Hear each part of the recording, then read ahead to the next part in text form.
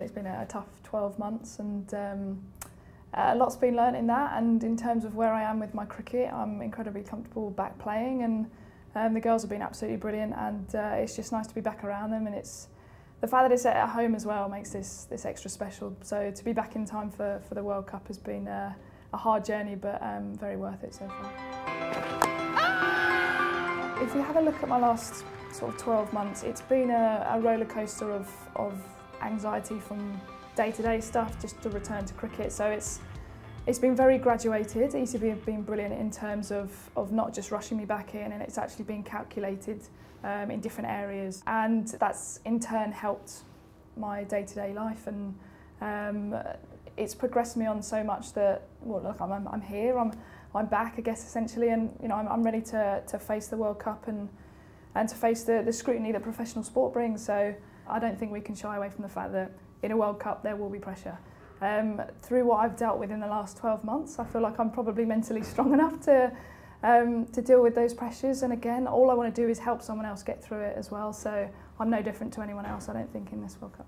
To be honest, when I took that break, I don't think I looked too far ahead. I didn't really see, I was always told to not look too far in the future. I was always learned to just take day by day as it comes. Like, I had to literally get out of bed was the highlight of a day, and then accept that, you know, if you do something brilliant, just like, you know, walking outside, that was a tick in the box. So to look towards the World Cup, it never even kind of got into my head. It was never something that I was striving for at the time, and then all of a sudden I found myself wanting to train again, and like I said before, it actually benefited my day-to-day learnings and my anxiety through that. So yeah, next thing I know, I was on a plane going to Abu Dhabi, and that was a very last-minute decision, a very, very tough one, and a tough tour to go through. But I think myself and all of the girls including staff, that was a massive learning curve for everyone. And then I guess that's probably made this decision a little bit easier to put myself available for the World Cup and then to kind of push on through it, hoping it goes well.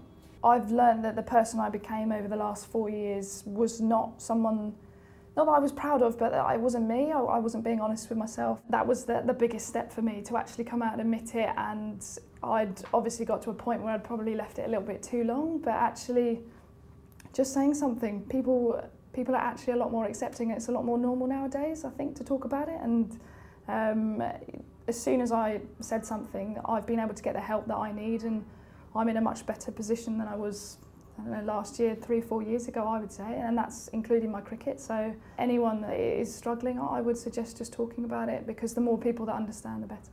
It's now just a case of putting a lot of strategies in place to cope with, again, day-to-day tasks and cricket like that, and hopefully using them and pushing them towards performances and playing well for your country. From a cricketing perspective, I'd like to say that no one from a cricket point of view is a done article yet. I'm not done in terms of cricket, but from a purely anxiety point of view, I'm not done at all. I'm not the finished article. There's the social anxiety is still going on day to day. I can't, you know, new places is still a struggle for me, and I still have to push through those on a day-to-day basis. So that'll take care of itself. I think where I'm most comfortable is out in the middle and batting and wicket keeping and being around the girls. So actually, those small tasks, they will come, and you know, like, I've made great strides to be able to be in this position I am now.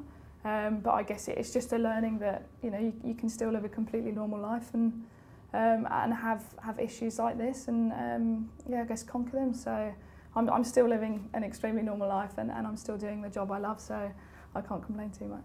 You've got to accept that those bad days will just randomly come about. Like, sometimes you can feel them coming, but actually other days you just have to accept that they're there. And I think acceptance has probably been the biggest learning curve for me, that actually everything that you do, you just accept, and you be proud of everything that you do, even no matter how small. And I've had people come to me and say that they've achieved this today, and you have to say, do you know what, you should be so proud of yourself for doing that. And I think just accepting that you should be proud, and those bad days come about, has made this journey a little bit easier. And the girls have been brilliant at accepting that as well. I think everyone realised that sometimes I might not be at training that afternoon, or I might not be myself, but I'm just having a bad day, and if they can do anything to help me, that they're quite willing to. And I think that's that's been the eye-opening thing, that the girls have been willing to learn and willing to help. And again, there's probably more people, or even the girls themselves, that have probably got some things going on, and actually if we're more aware of it as a team, we can look out for it, we can help each other. Ultimately you want to win the tournament, don't you? But for me it's literally just a case of day by day assessing where I am, anxiety-wise, cricket-wise, everything in my head is going right, and if not, what can we do to help me get through a training session, a game, everything like that. So look, my success from a very, very personal point of view is obviously to perform, but be consistent in my performances, but flip that on a mental side of things and actually say, do you know what, if I get through this tour unscathed, and I'm realistic, there will probably be some bumps, but actually if I get through it, I should look back and be completely proud of myself for doing it. I'm proud that I've even put myself out there to do it. So yeah, look, I want to win as much as the next person, and I'm hoping that, you know, that there'll be success with my own kind of mental health, but obviously a trophy at the same time. Well, that's outstanding. Absolutely brilliant. She's had a quiet day behind the stumps, but that is outstanding from Sarah Taylor. You look at some of the young girls that come and watch us play, and they look at you like, you know, you're God almost, like you're role models to them, and you want to be that for them. And look, if we can bring as many fans into this game and to watch women's cricket as possible, the better. And like you say, it's at home, and there's not every day that you get to say that you played a World Cup at home.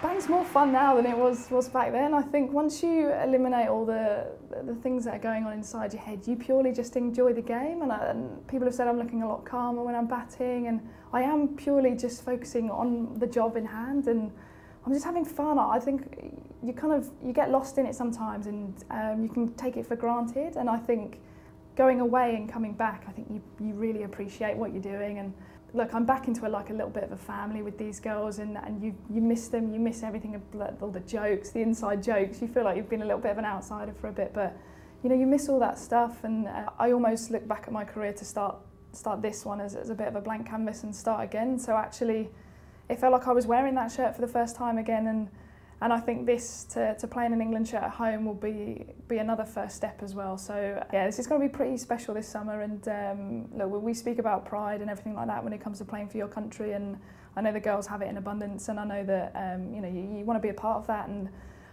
this journey has been, I guess, getting myself in a place where I can join them in that. And yeah, I can gladly say that I'm back there.